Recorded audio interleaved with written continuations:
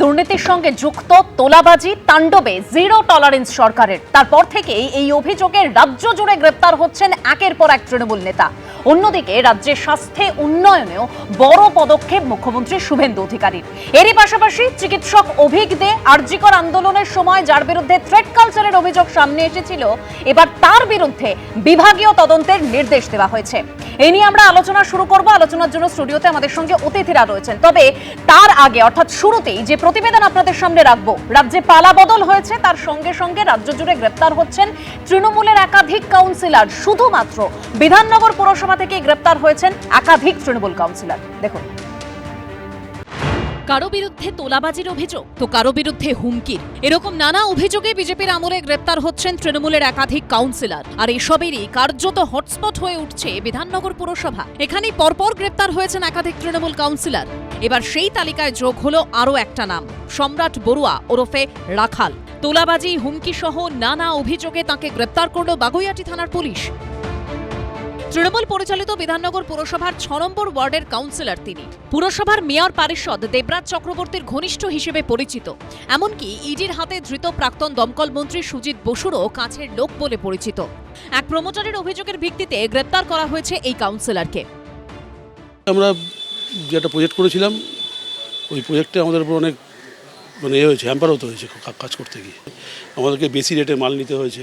১৫ লাখ টাকার উপর আমাদের থেকে ডিমান্ড ছিল। ডিমান্ড তো আমাদের ২০২৩-২৪ সাল থেকে আমরা কাজ করছিলাম, তখন থেকে সেই ডিমান্ড ছিল।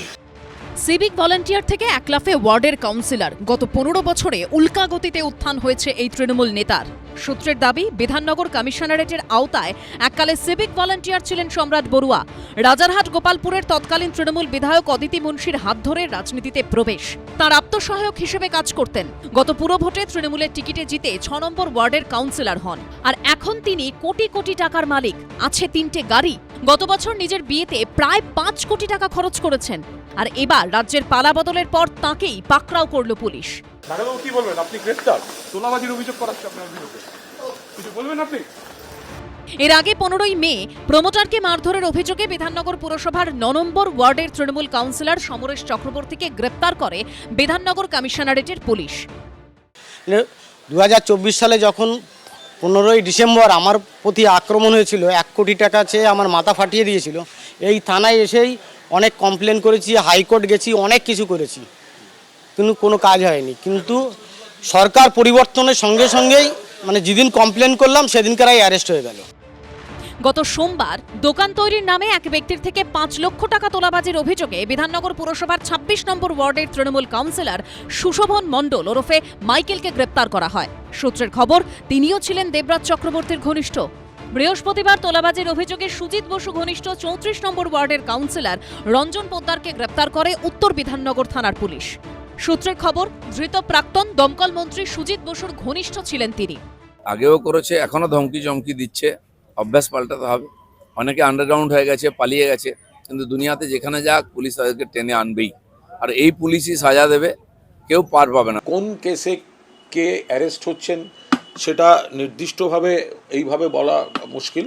তবে এইটুকু বলা যায় যে একটা তৃণমূল কংগ্রেসের উপর একটা প্রতিহিংসা পরায়ণ একটা সার্বিক বাতাবরণ একটা তৈরি করা হয়েছে। এবার তার মধ্যে যেগুলি অন্য ধরনের কোনো কেস, সেই কেসগুলিতে কে অ্যারেস্ট হচ্ছেন বা কি অ্যারেস্ট হচ্ছেন সেগুলো কিন্তু কেস টু কেস স্টাডি না করে অ্যাজ এ হোল বলা সম্ভব নয়। অন্যদিকে দক্ষিণ দমদম পুরসভার ৩৫ নম্বর ওয়ার্ডের কাউন্সিলর পার্থ বর্মা ওরফে টিঙ্কুকে গ্রেপ্তার করে পুলিশ। তার বিরুদ্ধে হোমিওপ্যাথি ওষুধের দোকানে ভাঙচুর ও তোলাবাজির অভিযোগ উঠেছিল।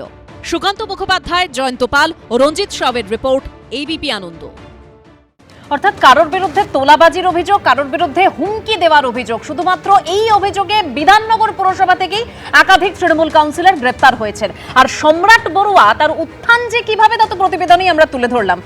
অর্ণবদা, যেটা পরিষ্কার হচ্ছে যে রাজ্যে যদি পালাবদল না হতো তাহলে তো সামনেই আসতো না যে তৃণমূলে এত কীর্তিমান রয়েছে। দেখুন, প্রথম প্রশ্নটা হচ্ছে যে আমি আগের দিনও আপনাকে এই একই রকম অনুষ্ঠানে, ৬টার অনুষ্ঠানেই আপনাকে বলেছিলাম যে যে এলাকায় এই ধরনের নেতাদের পাওয়া যাচ্ছে বা যাদের বিরুদ্ধে এই ধরনের অভিযোগ রয়েছে, তো সেখানে কি শুধুমাত্র এই নেতারাই রয়েছে? ওই সমস্ত প্রত্যেকটি এলাকায় আপনি যদি খোঁজ করেন, নিশ্চিত ওখানে সৎ মানুষের পাশে থাকেন, কাজ করেন, এরকম নেতারা রয়েছে, এরকম লোকেরা রয়েছে যারা দীর্ঘদিন ধরে কাজ করেছে। তাহলে সেই লোকগুলো কখন থেকে সাইড হয়ে গেল, কখন থেকে? এই যে আপনি দেখালেন একজনকে, এখানে আপনি প্রথমে যখন দেখাচ্ছিলেন বিয়েতে নাকি 5 কোটি টাকা খরচ করেছে, তা বিয়েতে 5 কোটি টাকা খরচ করেছে মানে লোকটার আছে কত টাকা সব মিলিয়ে, সম্রাট তা বড়ুয়া কত টাকা রয়েছে? মানে এইরকম লোক চলে আসছে সামনে। আর যে লোকগুলো সত্যি সত্যি দীর্ঘদিন ধরে মানে তৃণমূল কংগ্রেসের জন্মলগ্ন থেকে বা তারও আগে থেকে যারা সত্যি সত্যি লড়াইটা করে দলটাকে একটা জায়গায় নিয়ে আপনি এসেছে, বলছেন যে এই সম্রাট বড়ুয়াদের মতো লোকজনও রয়েছেন, আবার সব লোকজনও রয়েছেন, কিন্তু তৃণমূল এত বছর ধরে মানে গত 15 বছর ধরে তৃণমূল বুঝতে পারেনি যে সম্রাট বড়ুয়াদের মতো লোকজন এই তৃণমূলে থেকে কিভাবে নিজেদের উন্নতি করে গেছে। তার কারণটা হচ্ছে প্রাতিষ্ঠানিক ঘুণপোকা। আমি বলবো প্রাতিষ্ঠানিক ঘুণপোকা তৈরি হয়েছিল এবং সিস্টেমের মধ্যে ওই ঘুণপোকা একটু একটু করে গোটা সিস্টেমটাকে ভেতর থেকে খাচ্ছিল। তো সেই যখন টোটাল সিস্টেমটাই যখন এরকম সিস্টেমেটাইজড একটা এই ধরনের মানে বলবো দুর্নীতি বলুন বা এই ধরনের মানুষের উপর বলপ্রয়োগ বলুন বা গাজওয়ারি বলুন, এরকম একটা সিস্টেম যখন তৈরি হয়ে যায় মানে অর্ণবদার মুখে প্রাতিষ্ঠানিক ঘুণপোকা শুনে বেশ ভালো লাগলো, কারণ এই প্রাতিষ্ঠানিক দুর্নীতিতে কি পরিস্থিতি হয়েছে তা আমরা বারবার দেখেছি। 26,000 চাকরি চলে গেছে, জাস্ট এক লপ্তে চাকরি চলে গেছে। তো তখন আমরা বারবার বলতাম এই কথা, কিন্তু তখন কোথাও গিয়ে প্রাতিষ্ঠানিক ঘুণপোকা শব্দটা আমরা মানে শুনতে পাইনি। ভালো লাগলো, মানে এই বিলম্বিত বোধোদয় দেখে ভালো লাগলো। আমি একটু ওফেলিয়া দির কাছে আসি। ওফেলিয়া দি, মানে যেটা পরিষ্কার হচ্ছে যে একের পর এক যেভাবে ধরা পড়ছে তাতে মানুষের উন্নয়ন তো হয়নি, তৃণমূলে ঢুকে বা তৃণমূল দলটা করে কাউন্সিলর হয়ে কিভাবে নিজেদের সম্পত্তি তারা বাড়িয়ে গেছে, তো মারাত্মক সব অভিযোগ। এই অভিযোগগুলো আসারই ছিল, কারণ এরা দিনের পর দিন মানুষের টাকা লুট করেছে।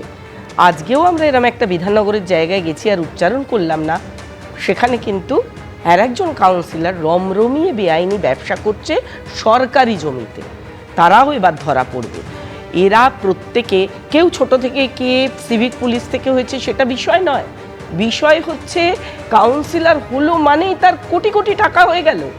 এই পদ্ধতি, এই প্রক্রিয়াটা কেন এলো সিস্টেমের মধ্যে, এটা এসছে, এইটা কিন্তু একদম মাথা অবধি ছিল, যার জন্য প্রশ্রয় পেয়েছে যে তুমি নাও। ওই যে 25-75 বলে দিয়েছিল, অতএব 25-75-এর গল্প ছিল বলেই আজ সরকার পরিবর্তন না হলে, আমি বলছি যিনি এসছেন তৃণমূলের প্রতিনিধি, তিনিও বোধহয় এই বাক্য আজকে ঘুণপোকার কথাও বলতেন না, কি প্রাতিষ্ঠানিক ঘুণপোকা তখন উনি মুখেও আনতেন না। এই ঘুণ ধরে একেবারে ভেঙে পড়তো, পরিকাঠামো ভেঙে পড়েইছে, এবং সেইটাই আমরা আজকে চোখের সামনে তুলে ধরছি। কারণ আর দুর্নীতি হবে না, দুর্নীতি মুক্ত হবে প্রশাসন। এই পুলিশ যে আগে একটা চোর ধরতে পারতো না, এই কাউন্সিলর যখন একবারে মাথা ফাটিয়ে দিয়ে গেল তাকে ধরতে পারতো না, কি করে রাতারাতি ধরা পড়ে? পুলিশ কি বদলে গেল, নাকি তাদের হাতে 10টা করে বন্দুক গুজে দেয়া হলো? না, তাদের হাতে অদৃশ্য একটা দড়ি বেঁধে দেয়া ছিল, কানে একদম আগের সরকারের ক্ষেত্রে পুলিশ ওই সমরেশ চক্রবর্তী, যার কথা আপনি বলছিলেন, বিধাননগরের 9 নম্বর ওয়ার্ডের কাউন্সিলর, তার খোঁজও পায়নি। প্রমোটারকে মারধর করলো, তারপর দেখা গেল যে পুলিশ খোঁজ পাচ্ছে না, তিনি গিয়ে কোর্টে গিয়ে আত্মসমর্পণ করে জামিনও পেয়ে গেলেন। সোনা পাপ্পুর বেলাতেও আমরা দেখেছি, সোশ্যাল মিডিয়ায় তাকে দেখেছি, কিন্তু পুলিশ তাকে ধরতে পারে না, অদৃশ্য এরা সব। কিন্তু তাদের এখন দৃশ্যমানতা এসছে, সশরীরে তাদের আমরা আবার হাজিরা দিতে যেতে দেখতে পাচ্ছি, তাদের জেল হাজতেও দেখতে পাচ্ছি। একদম, কিন্তু পুলিশ চাইলে যে ধরতে পারে, পুলিশ চাইলে যে কড়া পদক্ষেপ করতে পারে, তার একের পর এক নজির আমরা দেখতে পাচ্ছি। যেরকম তোলাবাজি, মারধর ও শ্লীলতাহানি কাণ্ডে এবার বরানগরের তৃণমূল নেতাকে গ্রেপ্তার করা হয়েছে। তৃণমূল নেতা শঙ্কর রাউত সহ 6 জনকে পুলিশ গ্রেপ্তার করেছে। পুলিশ সূত্রে যেটা খবর, গত রাতে বনহুগলিতে একটি ঝামেলায় জড়িয়ে পড়েন তৃণমূল নেতা শঙ্কর রাউতের 5 সহযোগী। গন্ডগোলের পর সবাইকে নিয়ে বরানগর স্টেট জেনারেল হাসপাতালে পৌঁছে যান শঙ্কর রাউত। অভিযোগ, সেই সময় পুলিশের স্টিকার লাগানো গাড়িতে করে সেখানে আসেন তৃণমূল নেতা, আর এ নিয়েই বিক্ষোভ দেখাতে শুরু করেন স্থানীয়রা। সলিলদা, পুলিশের স্টিকার লাগানো গাড়ি নিয়ে, আচ্ছা তার আগে আমি বলি, বিধাননগরে তুমি যে বললে অনেক কাউন্সিলরের নাম বললে অ্যারেস্ট হয়ে গেছে, 5 কোটি টাকা, বিরাট বৈভব, বিরাট প্রপার্টি করেছে, সিভিক ভলেন্টিয়ার থেকে কাউন্সিলর হয়েছে। আর তোমার মেয়র পরিষদ কি করে? মেয়র পরিষদ যে দেবরাজ চক্রবর্তী, জানো তাকে চেনো?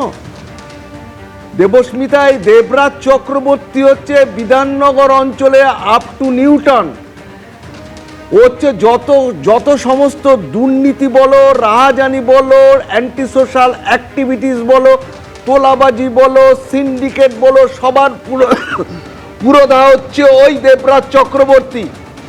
ও হচ্ছে, ওর মাথায় ডাইরেক্ট হাত হচ্ছে ক্যামাক স্ট্রিটে। ও ও ডাইরেক্ট এত পাওয়ারফুল, এত শক্তিশালী, ও ডাইরেক্টলি যোগাযোগ করত কামাক স্ট্রিটে।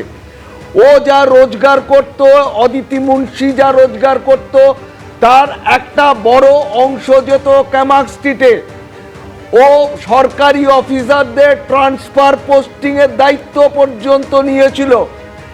তোমাকে আমি বলবো কি, আর এখনো আজকের দিনে, আজকের এই সরকার হওয়ার পরেও যদি পুলিশের স্টিকার নিয়ে কোনো রাজনৈতিক দলের লোকেরা, সে তৃণমূলই হোক আর যেই হোক, তারা যদি এখনো চলাফেরা করে, রাজ্য সরকারের উচিত এখনই সেই পুলিশ ডিপার্টমেন্টে যারা যারা দোষী তাদের রেসপন্সিবিলিটি ফিক্স আপ করে তাদের ইমিডিয়েটলি ডিপার্টমেন্টাল প্রসিডিংস করা উচিত, তাদের এগেনস্টে ইমিডিয়েটলি অ্যাকশন নেওয়া উচিত। হলে 1 নম্বর কথা। 2 নম্বর কথা হচ্ছে, যে সমস্ত সিভিক ভলেন্টিয়াররা, দেখছো তো সিভিক ভলেন্টিয়ার থেকে কাউন্সিলর থেকে কোটি কোটি টাকা, যারা সিভিক ভলেন্টিয়ার তারা গরিব লোক, আমি জানি, তারা দিন আনে দিন খায়, নো ওয়ার্ক নো পে, কিন্তু তাদের কিন্তু ক্যারেক্টার অ্যান্টিসিডেন্ট যেন মাননীয় মুখ্যমন্ত্রী, রাজ্য সরকার যেন ইমিডিয়েটলি এই প্রক্রিয়াটা চালু করে দেয়। একদম, মানে সলিল দা, আমি এই জায়গা থেকে আপনার কাছে আসতে চাইবো যে মানে গত সরকারে, প্রাক্তন সরকারের সময় একাধিক ক্ষেত্রে পুলিশের ভূমিকা নিয়ে প্রশ্ন উঠেছে। তখন যখন আপনাদের সঙ্গে কথা হতো, আপনারা পুলিশের ভূমিকা নিয়ে প্রশ্ন তুলেছেন। পুলিশ চাইলে সব করতে পারে, ফ্রি হ্যান্ড দিলে কি করতে পারে। এই পালা বদলের পর তো আমরা সেটাই দেখতে পাচ্ছি। পুলিশ তো করতে পারে, পুলিশকে তো একদম মুখ এবং বধির করে রেখেছিল, হাইলি পলিটিসাইজড করে রেখেছিল। আন্ডার ডিউরেস পুলিশ কাজ করত, ভয় করতে বাধ্য হতো। The order percolated from the upward, ওপর থেকে নিচে আসতো, এবং ওপরের এক শ্রেণীর পুলিশ অফিসার যারা প্রশাসনের সঙ্গে যুক্ত ছিল, তারা কিন্তু তাদের মধ্যে বেশিরভাগ লোক কিন্তু ভালো ছিল, কিন্তু কিছু কিছু আমলা যারা ছিলেন, কিছু কিছু সরকারি সিনিয়র পুলিশ অফিসাররা যারা ছিলেন, তারা এই শাসক দলের কথার বাইরে যাওয়ার মতো মুরত বা ক্ষমতা বা লোভ তারা সম্বরণ করতে পারেনি বলেই তারা তাদের কথা অনুযায়ী সেই অর্ডারগুলো, সেই নির্দেশগুলো নিচের তলার অফিসারদের দিত বলে তারা আন্ডার কম্পালশন এই নিচের তলার অফিসাররা করতে বাধ্য। তুমি যেটা বলবো, ওফিলিয়াদি বললেন যে আজকে এরকম হলে এরকম হতো, সম্ভবত উনি আমার সঙ্গে এর আগে শো করেননি। আমি কখনো, অন্তত অন ক্যামেরা, একটা প্রকাশ্যে দুর্নীতি সেটাকে পুরোপুরি সমর্থন করেছি এবং কখনো করিনি, এবং সেই কন্টিনিউটি থেকেই আমি আজকে এই কথাটা বলছি। এবং দেবস্মিতা, আপনি যেমন বললেন বিলম্ব তো বহুত বোধোদয়, আমি কিন্তু তা না, আমি যে কথাটা বললাম আপনি সে কথা কিন্তু অ্যাড্রেস করলেন না। আমি বললাম যে ওই অঞ্চলে সৎ নেতা নিশ্চিত আছে, তাদের কাছ থেকে কোথায় ক্ষমতাটা চলে যাচ্ছে, কোথায় চলে যাচ্ছে এই সমস্ত লোকের কাছে যারা কিনা এই ধরনের কাজগুলো করছে। আমি বলছি এখানে কোথাও একটা শিফটিং হয়েছে, এতদিন কোথাও একটা শিফটিং হয়েছে, হয়নি কেন অনুদা, এই প্রশ্নটাও তো ওঠে। প্রশ্নটা উঠছে সেই সাংগঠনিক ব্যাপার। এখন যখন আগে আসবে কে পরে নামগুলো আসবে, যখন সামনে আসছে অনুদা, এখন মনে পড়ছে যে ওই এলাকাতে নিশ্চিত কোনো সৎ কেউ রয়েছেন। শুনুন, আমি বলছি যে এই যে আমি যে কথাটা বলছি না, এই কথাটা দলের মধ্যে, এই কথাটা একাধিক জন তারা বিভিন্ন সময় বলেছে, তারা নিজেদের মধ্যে নিশ্চিত বলেছে, কখনো তা বলতে চেয়েছে, হয়তো পৌঁছতে পারে কথাটাকে সামনে। না দেখুন, এখানে পরিষ্কার ব্যাপার, তৃণমূল কংগ্রেস বহুদিন ধরে বলে এসছে যে বিজেপি হচ্ছে ওয়াশিং মেশিন, মানে দুর্নীতি করে বিজেপিতে গেলে মাফ হয়ে যায়। আজকে তো দেখতে পাচ্ছি তৃণমূল কংগ্রেস হচ্ছে টাকা তোলার মেশিন, যেখানে যে যাবে একের পর এক কোটি কোটি টাকা নয় ছয় করা ক্ষমতা, এইগুলো হচ্ছে একটা মেশিনে পরিণত হয়েছে। এটা দল ছিল না, এটা হচ্ছে টাকা তোলার মেশিন, ক্ষমতা দেখানোর মেশিন এবং দুর্বলদের উপর অত্যাচার করার মেশিন। আজকে বলুন তো, যে এই যে দেবরাজ চক্রবর্তীকে নিয়ে কথা হচ্ছে, তাকে অনেকবার পূর্ণেন্দু বসু, যিনি তৃণমূল কংগ্রেস অনেক পুরনো দিন থেকে করছেন, তিনি তাকে টিকিট দেওয়ার যোগ্য মনে করেননি। তিনি, এই দেবরাজ চক্রবর্তী চলে গেছিল কংগ্রেসে, তারপরে ফিরে এসছে। কারা দেবরাজ চক্রবর্তীকে দিল? আসলে পুরনো যারা তৃণমূল কংগ্রেসে যে বলছিলেন অর্ণবদা, সৎ মানুষ, যারা বিচক্ষণ মানুষ, তারা এনাদের প্রশ্রয় দেয়নি। এনাদের যারা প্রশ্রয় দিয়েছেন তারা হচ্ছে আইপ্যাক। তৃণমূল কংগ্রেস 2011-র পরে এবং তারপরে যখন এই যে ক্ষমতায় ছিল, একটা রাজনৈতিক দল না, কর্পোরেট সংস্থায় পরিণত হয়েছিল, যেখানে কে কত টাকা তুলে দিতে পারবে সেইটা হচ্ছে গ্রহণযোগ্যতার মাপকাঠি, কে কতটা পরিষেবা দিতে পারবে সেটা নয়। আজকে যখন একের পর এক মানুষ গ্রেপ্তার হচ্ছে, তৃণমূল কংগ্রেসের নেতাকর্মী, যখন মমতা বন্দ্যোপাধ্যায় একা ছিলেন, লড়াই করেছিলেন, তখন রাস্তায় নেমে যেতেন। আজকে এত তৃণমূল কংগ্রেসের 80 জন মতো বিধায়ক, কই কেউ তো রাস্তায় নামছেন না। তাহলে প্রত্যেকটা অভিযোগ আসলে সত্যি, প্রত্যেকটা অভিযোগ 12 জনকে দেখা গিয়েছিল একেবারেই, মানে গতকাল আমরা দেখতে পেয়েছি। মধ্যেই অনেকে মনে করছেন, অর্ণবদার মতো বিলম্বিত বোধোদয় নয়, তারা মনে করছেন যে এই ঘুণ পোকাটা ছিল, এটাকে বের করা উচিত। ওফিলিয়াদি, এইটা এখন হয়তো তৃণমূল বলবে যারা ছিল সৎ ছিল, কিন্তু সৎ মানুষদের জায়গা প্রকৃতপক্ষে তৃণমূলে ছিল না। প্রথম 3 বছর ছিল কি সেটাও সন্দেহ। তারপর থেকে যেখানে একজন পার্থ চট্টোপাধ্যায়, অর্থাৎ তিনি প্রাক্তন শিক্ষামন্ত্রী, তিনি এসএসসি নিয়ে একটা শব্দবন্ধ ব্যবহার করেছিলেন লজ্জাজনক। টাকা তার তোলা হয়ে গেছিল, 2016 পর আর কোনো এসএসসি হয়নি। সোজা 15 বছরের সময়ে মাত্র 2বার এসএসসি করেছেন, আর বলেছিলেন এসএসসি কি দুর্গাপুজো যে প্রতি বছর বছর হবে? লজ্জা লাগে না? যেখানে মানুষ সম্মানের সঙ্গে মাথা তুলে এই চাকরি করে, নারীদের জন্য সবচাইতে সুবিধার এই চাকরি, যেখানে শিক্ষাকে অবলম্বন করে মানুষ বাঁচে। দেখুন, আজকে পালাবদল হয়েছে বলে কোথাও গিয়ে ভয় আউট হয়েছে, তারপর বেলেঘাটার ছবিটা আপনাদের সামনে রাখবো এই জায়গা থেকে, কারণ পালাবদলের পর দখল হওয়া পার্টি অফিস এবার বাড়ির মালিকই ভেঙে দিলেন। বেলেঘাটার মাঠপুকুরের বেআইনিভাবে পার্টি অফিস দখল করেছিল তৃণমূল। 11 বছর ধরে জমি দখল করে পার্টি অফিস চালাতো তৃণমূল। অভিযোগ করেছিলেন বাড়ির মালিক, এবং সেই বাড়ির মালিকই এবার এই পার্টি অফিস ভেঙে দিল। শেষেন্দু দা, রাজ্যের প্রতিটি ধাপে শুধু যে বেআইনি হয়েছে তা নয়, তার জেরে এই যে বলছিলেন না যে প্রাতিষ্ঠানিক গুণপোকা হয়েছে, সেই গুণপোকাগুলো সারিয়ে রাজনৈতিক একটা সুস্থ সমাজ গড়ে তুলতে হবে, যে জিনিসটা বাঙালি দেখেনি, বাংলা চায় যে জিনিসটা। আজকে বলছেন পিপিপি মডেল, পলিটিশিয়ান, প্রমোটার, এর থেকে অনেক পিপি আছে। পৌরপিতা, পঞ্চায়েত প্রধান যারা খেতে পেত না, তারা আজকে 5 তলা বাড়ি করে দিয়েছে, তাদের 4-5টা করে গাড়ি। কোত্থেকে আসে তাদের কাছে এইসব টাকা? আজকে দুর্নীতি করে করে ছোট্ট থেকে বটগাছে পরিণত করে দিয়েছেন। প্রত্যেকটা মানুষ তার প্রত্যেকটা দিন দেখছেন, যে দিনের পর দিন তারা যে কষ্ট করে রোজগার করে, আজকে পরিশ্রম করে তারা দিন যাপন করছেন, আর তারা আজকে দিনের পর দিন টাকা রোজগার করছেন কিভাবে? না বেআইনিভাবে টাকা রোজগার করছেন। একদম বেআইনিভাবে টাকা রোজগার করছেন, এবং এই প্রাতিষ্ঠানিক ঘুণপোকাগুলো যে তৃণমূলে বড় হচ্ছিল, খেয়ে দিয়ে লুট চালাচ্ছিল, সেটা মানুষ বুঝতে পেরেছিল। তাই মানুষ ভোট বাক্সে জবাব দিয়েছে। একদিকে রাজ্যে নতুন সরকার, এবং সেই নতুন সরকারের একের পর এক বিষয়ে কড়া পদক্ষেপ। তারই মধ্যে গতকাল আমরা কি ছবি দেখলাম? দিল্লির বঙ্গভবনে পশ্চিমবঙ্গের নতুন মুখ্যমন্ত্রী শুভেন্দু অধিকারীর সঙ্গে সাক্ষাৎ হয় তৃণমূল বিধায়ক ঋতব্রত বন্দ্যোপাধ্যায়। আর শনিবার পোস্ট করেছেন রাজ্য বিজেপির প্রধান মুখপাত্র দেবজিৎ সরকার। একেবারে শ্রমিক ভট্টাচার্যের শুক্রবারের একটি ভিডিও পোস্ট করে তিনি লিখছেন, যারা বছরের পর বছর দুর্নীতি, তোলাবাজি ও সন্ত্রাসের রাজনীতি করেছে, তাদের জন্য বিজেপির দরজা কখনো খোলা হতে পারে না। এই পোস্ট করেছেন দেবজিৎ সরকার। ঠিক যেরকম আপনাদের বলছিলাম যে রাজ্যে স্বাস্থ্যের উন্নয়নেও এবার জোর দিচ্ছে এই সরকার, অর্থাৎ মুখ্যমন্ত্রী শুভেন্দু অধিকারী।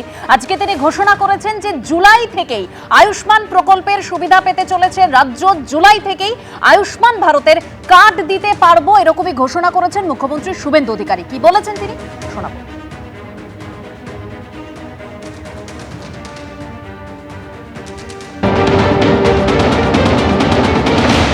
আয়ুষ্মান ভারতে ইতিমধ্যে এনরোলমেন্টের কাজ শুরু হয়েছে। আমাদের বিশ্বাস যে জুলাই মাস থেকে আয়ুষ্মান ভারতের কার্ড আমরা দিতে পারবো, এবং তার বেনিফিট গোটা ভারতবর্ষে আয়ুষ্মান ভারত কার্ড হোল্ডাররা পাবেন। আমরা আশা করছি যে স্বাস্থ্যসাথী কার্ডের সঙ্গে যুক্ত এমন 6 কোটিরও বেশি আমরা যারা কার্ড হোল্ডার, তাদেরকে আয়ুষ্মান ভারতে এক্ষুনি নিয়ে যেতে পারবো।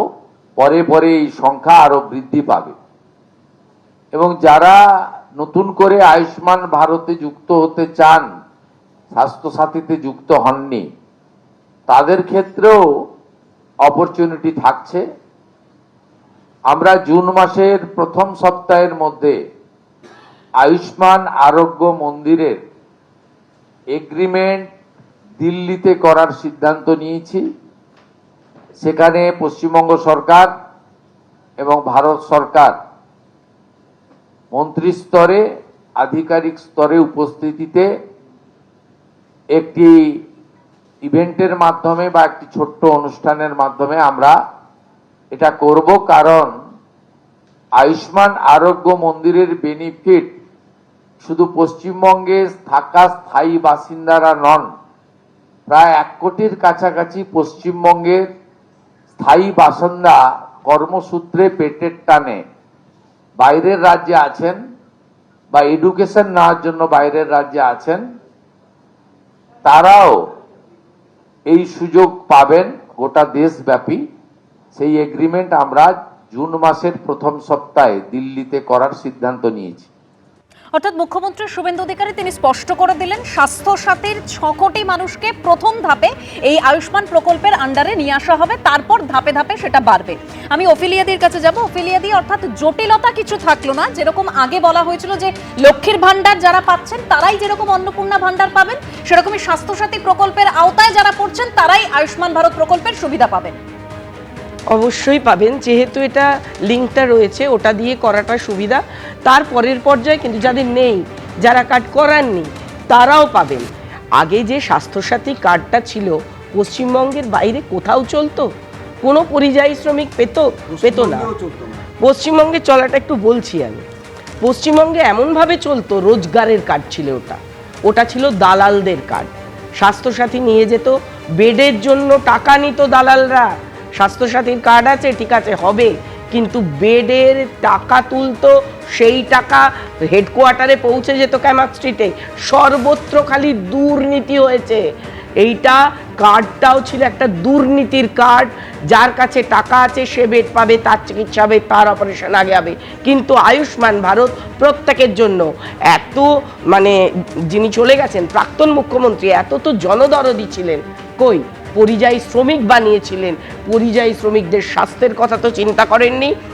কেন পশ্চিমবঙ্গে তিনি তাহলে তখন আয়ুষ্মান ভারত আনেননি? তাহলে সেই মানুষগুলো কি পশ্চিমবঙ্গের মানুষ নয়?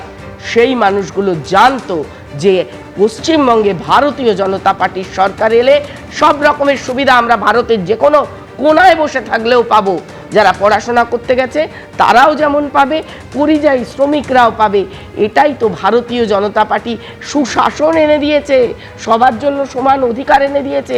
এটা ভুললে চলবে না যে এখানে রাজতন্ত্রের থেকে আমরা মুক্তি পেয়েছি, আইনের শাসন প্রণীত হয়েছে এখানে আর শাসকের আইন নেই। একদম। আমি এই জায়গা থেকে অর্ণবদার কাছে যাবো। অর্ণবদা, যখন তৃণমূল প্রচার করছিল বিধানসভা ভোটের আগে, তখন বারবার বলা হয়েছিল যে বিজেপি ক্ষমতায় আসলে কি কি বন্ধ হবে, তার মধ্যে অবশ্যই লক্ষ্মীর ভান্ডার এবং স্বাস্থ্যসাথী তো ছিলই। আজকে তো পরিষ্কার হয়ে যাচ্ছে কারা কারা লক্ষ্মীর ভান্ডার থেকে অন্নপূর্ণা ভান্ডার পাবেন, প্লাস আবার লক্ষ্মীর ভান্ডার তো বন্ধ হচ্ছেই না, উপরন্তু অন্নপূর্ণা ভান্ডার পাবেন তারা, আবার স্বাস্থ্যসাথীর সঙ্গে সঙ্গে তাদেরকে আবার আয়ুষ্মান প্রকল্পের মধ্যে নিয়ে আসা হবে, সেটাও পরিষ্কার করে দিলেন মুখ্যমন্ত্রী। সেটা তো একদম সাধুবাদযোগ্য। মানে যদি জিনিসটাকে এক্সপ্যান্ড করা যায়, মানে যেটা ছিল আগে সেটা থাকবে, তার বাইরে আরও যারা পাচ্ছিল না তাদেরকে আরও নিয়ে আসা হবে এর মধ্যে। যেটা আপনি একটু আগে প্রতিবেদনের মধ্যেই উল্লেখ করলেন যে 6 কোটি প্রথমে পেয়েছেন, এরপর এটা আরও বাড়বে। তো নিশ্চিতভাবে আমরা এটা জানি যে আয়ুষ্মান ভারতের ক্ষেত্রে যে কথাগুলো আগে বলা হয়েছে, যে কতগুলো ক্যাটেগরি আছে, যে এই ক্যাটেগরি থাকলে আয়ুষ্মান ভারতটা পাবে না।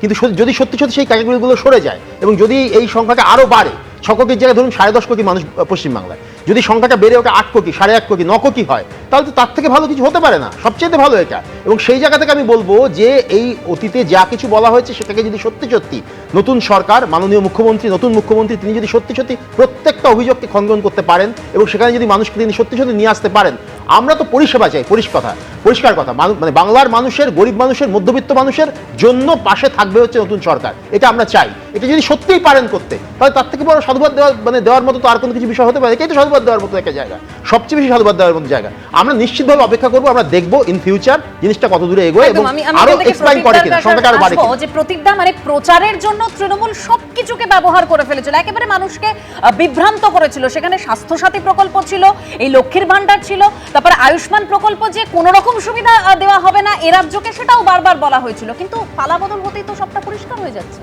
আমি একটু পালাবদলের ঠিক আগের মুহূর্তে চলে যাব, যখন এসআইআর প্রক্রিয়া চলছিল, আমরা দেখছিলাম কিভাবে লক্ষ্মীর ভান্ডার এখানে নিয়ে গ্রামের পর গ্রাম খালি করে দিয়ে বর্ডার দিয়ে পেরিয়ে চলে গেল। ভাগ্যিস এসআইআর হয়েছিল, নাহলে তো এখন এই অন্নপূর্ণা ভান্ডার বা এই আয়ুষ্মান ভারতের প্রকল্পও আমরা যারা এখানকার সাধারণ বাসিন্দা তারা না পেয়ে, যারা বাইরে থেকে এসেছিল তারা পেয়ে চলে যেত টাকা পয়সা দিয়ে। ফলে এই জায়গাটা আমি বলবো যে এসআইআর করার যে মানে ভালো জায়গাটা এটা, যে এখন আয়ুষ্মান ভারত প্রকল্প হোক বা অন্নপূর্ণা ভান্ডার হোক, যারা আমরা এখানে সাধারণ নাগরিক যারা যোগ্য এটা পাওয়ার, তারাই পাবে। এবং এটাই হচ্ছে বিজেপি সরকারের কাছে এই মুহূর্তে চ্যালেঞ্জ, যে যাতে কোনো ধরনের অবৈধ কেউ টাকা পয়সা দিয়ে কার্ড বানিয়ে এটা না পায়, যারা যোগ্য তারাই যাতে এটা পায়, এইটাই সাধারণ মানুষ এই আস্থাটা বিজেপি সরকারের কাছ থেকে চাইছে। দেখুন, একদিকে যেরকম বেহাল স্বাস্থ্যের হাল ফেরাতে তৎপর হয়েছে এই সরকার, সেরকম স্বাস্থ্যের ক্ষেত্রে দুর্নীতি নিয়েও সরব হচ্ছে, একের পর এক পদক্ষেপ করছে সরকার।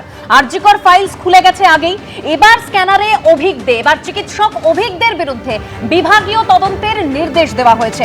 আমি সরাসরি আরো তথ্য জানবার চেষ্টা করবো আমাদের প্রতিনিধি ঝিলমের কাছ থেকে। ঝিলম, একদমই অভিক দে এমন একজন চিকিৎসক নেতা যার নাম বারবার আরজিকর ধর্ষণ হত্যাকাণ্ডে ফোরফ্রন্টে এসছে, এবং তার বিরুদ্ধে শুধুমাত্র যে এই যে হত্যাকাণ্ড এবং ধর্ষণ সেটাই যুক্ত থাকার অভিযোগ সেরকম নয়, তার বিরুদ্ধে অভিযোগ বহু আছে। থ্রেট কালচার বলে যে বিষয়টা বারবার চিকিৎসক, শিক্ষক এবং জুনিয়র ডাক্তাররা বলেছেন, সেটার অন্যতম হাতিয়ার জনক তাকে বলে বলা হয়। তিনি একদিকে যেমন পড়ুয়া চিকিৎসক তাদেরকে ভয় দেখাতেন, অন্যদিকে শিক্ষক চিকিৎসকদের ভয় দেখাতেন বলে অভিযোগ। কাউকে বদলি করার হুমকি দিতেন এবং বদলি হতো, এবং জুনিয়রদের ফেল করার হুমকি দিতেন, তারা ফেল হতো। যাদেরকে পাস করার প্রতিশ্রুতি দিতেন তারা পাস করত, এমনকি তাদেরকে করতো নাম্বার তারা পাবেন সেটাও বলে দিতেন। এবং এই সমস্ত অভিযোগ, সাপ্লিমেন্টারি দেওয়ার অভিযোগ হতো, সেই অভিযোগ যে সাপ্লিমেন্টারি বলে বলে সাপ্লিমেন্টারি দেওয়া হতো বিরোধী ভাবনা চিন্তার পড়ুয়া চিকিৎসকদের, এবং শিক্ষক চিকিৎসকরা তো তার ভয়ে রীতিমতো ধরহরিকম্প থাকতো। এবং এর বিরুদ্ধে ভুড়ি ভুড়ি অভিযোগ করা হয়েছিল আরজিকর ধর্ষণ হত্যাকাণ্ডের সময়। তবে সেই সময় রাজ্য সরকার তাকে সাসপেন্ড করেই থেমে থাকে, তার বিরুদ্ধে কোনো পদক্ষেপ হয়নি। এই মুহূর্তে তার বিরুদ্ধে ডিপার্টমেন্টাল প্রসিডিংয়ের অনুমতি দিয়েছে রাজ্যপাল, এবং একই সঙ্গে সে যে কিভাবে সার্ভিস কোটায় স্নাতকোত্তরে সুযোগ পেয়েছিল সেটা নিয়েও তদন্তের জন্য বিশেষ কমিটি গঠন করার কথা বলা নির্দেশ দেওয়া হয়েছে, অর্থাৎ বিভাগীয় তদন্তের নির্দেশ দেওয়া হয়েছে। ধন্যবাদ ছিল। মানে আরজিকর মেডিকেলের চিকিৎসকের ধর্ষণ খুনের পর যে বিষয়টা চর্চার কেন্দ্রবিন্দুতে ছিল তা হলো এই থ্রেট কালচার। সলিলদা, মানে সেই সময় আরজিকর আন্দোলনের সময় প্রতিটা মানুষ রাস্তায় নেমেছিল, শুধু যে সেই ঘটনার প্রতিবাদ করতে এমনটা নয়, সেই তৃণমূলের জামানায় স্বাস্থ্যে যে ঘুণ পোকা ধরে গেছিল, কি পরিস্থিতি তৈরি হয়েছিল তারও প্রতিবাদ জানিয়েছিলেন সাধারণ মানুষ। সেখানেই নতুন শব্দবন্ধ থ্রেট কালচার, এবং আরজিকরের ঘটনাটা ঘটেছিল তারপরেই থ্রেট কালচারের বিষয় সামনে এসেছিল, এবং তার মধ্যে অবশ্যই অভিজ্ঞদের নাম। দেখো, অভিজ্ঞে কিন্তু one of the perpetrators of committing rape and murder of Abhaya. দেখো, অনেক কিছু আছে। দেখো, প্রথম কথা, দেখো ও তখন বোধহয় খুব সম্ভবত বর্ধমানে ছিল বা SSKM-এ ছিল, কিন্তু ভোরবেলায় কিন্তু সে চলে আসে, সে আরজিকরে চলে আসে, এবং ক্রাইম সিনে আমরা বারবার দেখেছি তাকে। এবং ও ছিল master mind and right hand of Sandip Ghosh, principal, যাকে ওখান থেকে পরে প্রমোশন দিয়ে সরিয়ে দেওয়ার নাম করে আগের রাজ্য সরকার তাকে ন্যাশনাল মেডিকেল কলেজে সুপার পদে বদলি করেছিল, পরে আর পায়নি, তারপর CBI ওকে অ্যারেস্ট করে দিল ডাইরেক্টলি, এবং এখনও সে বোধহয় খুব সম্মত আন্ডারগোয়িং ইমপ্রিজনমেন্ট। এ ছিল অভিজ্ঞ, ছিল বিরূপাক্ষ বিশ্বাসের, এদের একটা ককাস ছিল। বায়োওয়েস্ট মেটেরিয়ালটাকে এরা বেচে দিত, বাইরে বেচে দিত, ওটা এক্সপোর্ট করে দিত। পোস্টমর্টেম মর্গটা, সরকারি মর্গটাকে ভাড়া দিয়ে পয়সা নিত। বায়োওয়েস্ট মেটেরিয়াল যেগুলো আছে সেগুলো লোক দিয়ে বিক্রি করত, এবং within the campus of RG Kar এখানে এরা ছিল মাস্টার মাইন্ড, ছিল ওখানে ভাড়া দিত লোককে। কেবল তাই না, বাইরের লোককে যারা ওখানে ঢুকতে দিত, on the commission on the day of the incident, মানে following the day of the incident, যে অসংখ্য লোক, ক্রাইম সিনটা কিন্তু কখনো কিন্তু আনগার্ডেড ছিল, সবসময় আনগার্ডেড ছিল। সবচাইতে বড় কথা, বিকেল 4টের পরে কখনো পোস্টমর্টেম হয় না, বিকেল 4টের পরে ওই পোস্টমর্টেম করানো হলো। একদম, যা বলছেন একাধিক প্রশ্ন সামনে এসেছিল, কারণ অভিজ্ঞদের বিরুদ্ধে স্বাস্থ্য ভবনের যে 4 সদস্যের তদন্ত কমিটি গঠন করা হয়েছিল, সেখানে অভিজ্ঞদের বিরুদ্ধে 32টা অভিযোগ ছিল, সেই রিপোর্টে উল্লেখ করা হয়েছিল। আমি এখান থেকেই দেবাশিস হালদার, চিকিৎসক, একেবারে আরজিকর আন্দোলনের বুক, তিনি কি বলছেন এই অভিজ্ঞদের বিরুদ্ধে বিভাগীয় তদন্তের নির্দেশের পর, শোনাবো। অভিজ্ঞে ডক্টর বিরূপাক্ষ বিশ্বাস, এদের ভূমিকা আমরা অভয়ার ঘটনার সময় সবার সামনে এনেছিলেন। 9ই আগস্টের ঘটনা ছাড়াও আরো অসংখ্য ঘটনা, স্টেট কালচার সহ বিভিন্ন কলেজে সিন্ডিকেট চালিয়ে মেডিকেল ছাত্রছাত্রীদের ওপর যৌন হেনস্থা থেকে শুরু করে অসংখ্য অভিযোগ কিন্তু এটা মানে জমা হয়েছিল। পুরনো যে রাজ্য সরকার তারা তার বিরুদ্ধে বিভাগীয় তদন্ত কিন্তু কোনোভাবেই শুরু করেনি। স্বাস্থ্য ভবন তাদের বিরুদ্ধে বিভিন্ন তদন্ত বিভিন্ন সময় শুরু করেছে, কিন্তু সেই ফাইলগুলো বন্ধই করেছিল। বিভাগীয় তদন্তের ছাড়পত্র দেওয়া হলো নবগঠিত সরকারের পক্ষ থেকে। তো এটা অবশ্যই স্বাগত স্টেপ, ওয়েলকাম স্টেপ।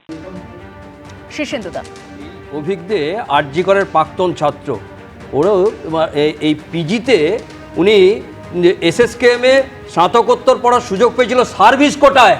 দেখুন, চিন্তা করুন, তদন্ত করুন। আর এই জায়গাতে শুধু অভিজ্ঞে না, প্রত্যেকটা জায়গায় এরকম করেছেন। আজকে রাজ্যের ফুসফুসটা নষ্ট করে দিয়েছিলেন। শরীরের ফুসফুস যেমন নষ্ট হলে শরীরের কিছু থাকে না, সেই রাজ্যের ফুসফুসটা নষ্ট করে দিয়েছিলেন আগের রাজ্য সরকার। সেখানে শুধু আরজি করের এই তদন্ত না, আজকে তরুণী যে মারা গেছেন সেটা তো মানে অনেক আন্দোলনের পরিপন্থী। যে জায়গাতে ডক্টর সুদীপ্ত রায়, আজকে সন্দীপ ঘোষ, প্রত্যেকের তদন্ত করা দরকার আছে। শুধু ওই অভিজ্ঞে আজকে এই জায়গায় এসছেন তা নয়, আজকে অভিজ্ঞদের মধ্যে একটা টিম ছিল, প্রত্যেকটা টিম 32টা করে 42টা অভিযোগ আছে ওনার বিরুদ্ধে। উনি সেই জায়গায় সেই দিন শুধু উপস্থিত ছিলেন না, উনি নিয়ে গেছিলেন আরেকজনকে হোটেলে।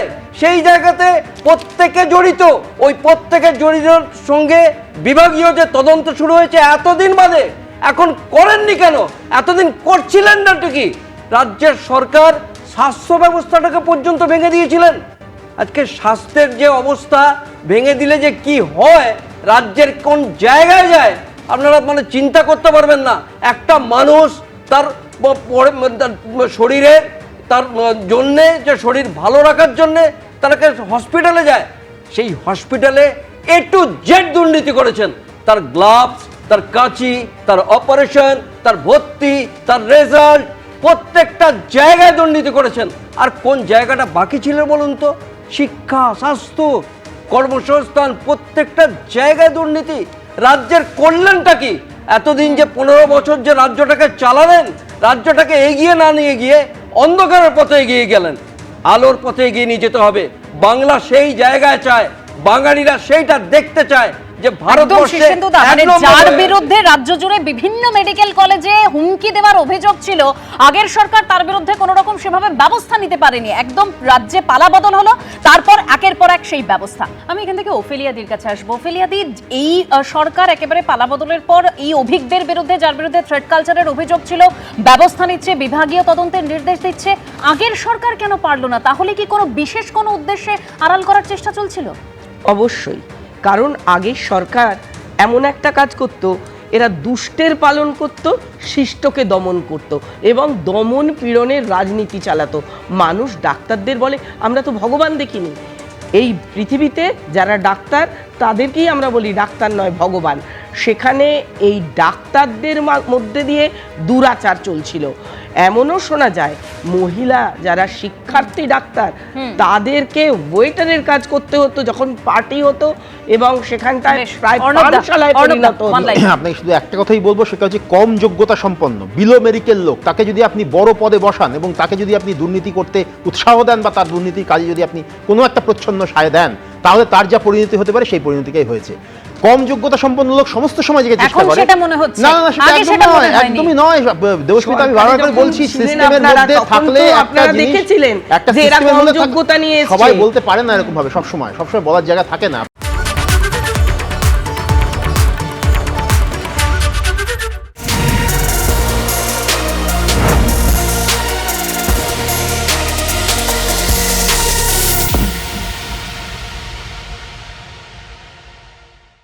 এবিপি আনন্দ, এগিয়ে থাকে, এগিয়ে রাখে।